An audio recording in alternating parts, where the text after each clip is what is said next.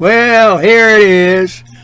A nice, pretty Sunday morning here in Arizona. Yeah, it's a nice morning out there. And I just got to thinking about tar paper shanties. Now, you know, when I was young, there used to be places. Well, there was a song back when I was in high school, something about down by the coal yard, and about this girl lived down there this kid was in love with, but she couldn't be because they couldn't be in love because she was down there, lived in them tar paper shacks. That's where a certain kind of people lived. Didn't have any money, you know, and homeless and the poor have always been with us. Now, for all them Christians out there, they can go look in that Bible there and get in that New Testament. And it says, that Jesus Christ feller said, I'm only with you a while, but you'll always have the poor. Okay. Now, I got to thinking, most of these people, there are people out there that just want to be bums. It ain't no good for nothing, really. And it don't take too much. I've even gone through a couple of periods in my lifetime when I was a bum, wasn't no good for nothing. But I always had the sense to have a place to stay. I'm an independent cuss. I'm a Westerner. I always take care of myself. And I ain't got much use for all the government and all that welfare stuff and that, because that welfare stuff and such has stolen the pride out of people. It's taken the heart out of them. They don't have it anymore because when you always got a handout and that's all you can do, that's tough. And you know, I was looking. I've been listening to some of them big talkers, that Bill Gates and that John Kerry and some of them people, that Pelosi out of the government and that Joe Biden. And I've been listening to them people, and they don't care nothing about the people that are cast-offs. And it's all these rules and regulations and everything that's caused all these problems to begin with. Now, that Constitution of ours, if you get to paying attention to it, it's got a place for everybody. Everybody has a place in it. Everybody's entitled to a place to live. I don't care whether it's a mansion, a $60 million mansion down there around Beverly Hills, or back there where all them rich people gather, all them crooks and charlatans and lawyers and politicians have gathered in all around them areas back there, bumping up against that 10-mile square that was meant for the seat of government. The people have got the nerve to try to say it ought to be a state now because of the way things are going. No, there's places they've been pushed everybody out. And it wouldn't take too much in those cities. Okay, they got that city of Phoenix down there. Now, I know darn good and well there's places out there with just a chunk of dirty, worthless, no-good land that's in a pretty good spot. And, you know them campgrounds that the Forest Service has around? They put in them nice restrooms. They dig a hole in the ground and they put a tank in it, and then they got that pot in there, and they got toilet paper and such.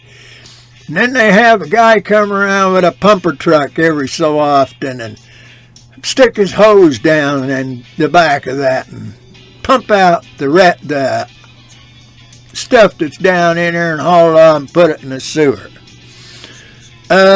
Them porta potties, they ain't no good. They're just a piece of stuff the wind can blow away if you want, so they ain't no something. But those things like the Forest Service, they'll have the women's side and the men's side. Nowadays, it don't really matter.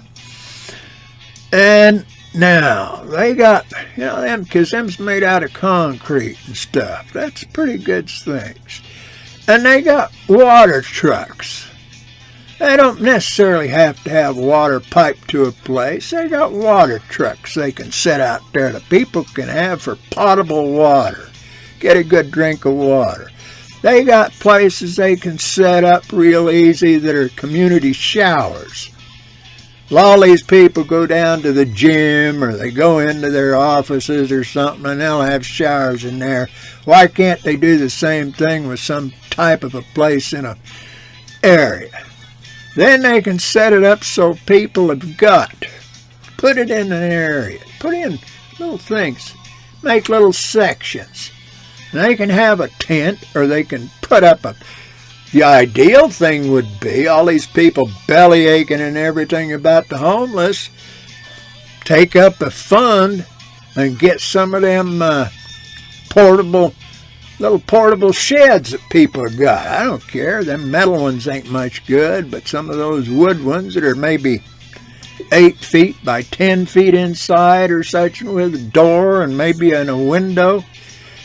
There's all kinds of things they could do. You could sign people into them. You could put up a chain link fence around an area. Oh, hey, you got 4 or 5 acres out here, put a chain link fence up around it. Check the people in, get their names, such. You can pass it out, keep track. And you get some of these guys that are, everybody's talking about these veterans that are homeless.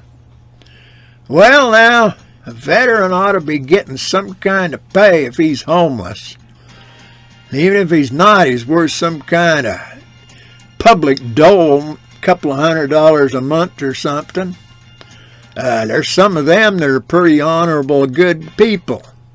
You can find a few of them, put them in charge of maintaining the public safety. Have some city official that could overlook the thing, but you got a couple or 3 of them guys in there, people, women, that know what they're doing, that are decent people, can run a little public safety project inside some of these homeless shelter places. Then they wouldn't actually be homeless shelters.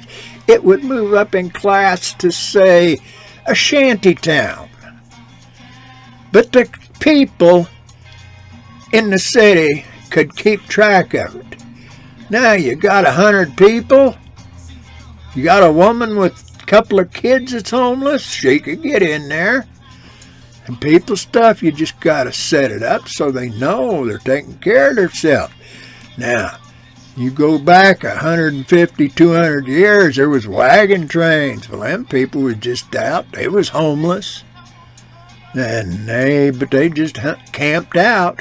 But they had the ability to do it. Well, you can't be digging a latrine, putting up an outhouse out there. But like I say, if the government put up some of them, like Forest Service got in them nice campgrounds, put in a couple of showers, you got 100 people, 150, 200 people living in a little couple of acres. You'd have a pretty nice shower. You just got to figure out how to get a little bit of light. Well, all the stuff they're talking about, how cheap this electricity is and everything. How good it is with some solar panels. Put some solar panels and a battery and some lights out there.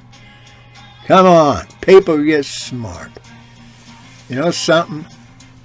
I don't care whether you believe in God or not. I do.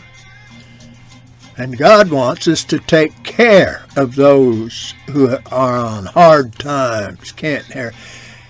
And criminals, no, we don't have to take care of them, but the government sure makes they got the cell to live in, and they got food to eat every day and all that kind of stuff. They got showers and them's criminals. Why, they're sitting in them prisons for 5 to 15 or 10 to 30 or 45 to life, you know. So come on, let's get a few people together. I'm not an organizer. I don't know how to do that kind of stuff. You got all them people that say they're community organizers, but all they are is trying to put in communism. Get the money for them. Oh yeah, come on, give us some money and we'll take care of you. That's that government, that's that crime family I'm talking about with the two public party system. Give us some money, we'll take care of you. Ain't that the gang? Protection rackets? Sure seems like it. We ought to be able to come up with something decent for people instead of that. Well, I'll be back again, but I wish God would bless y'all. I ask him to bless y'all. You just got to realize and do what needs to be done.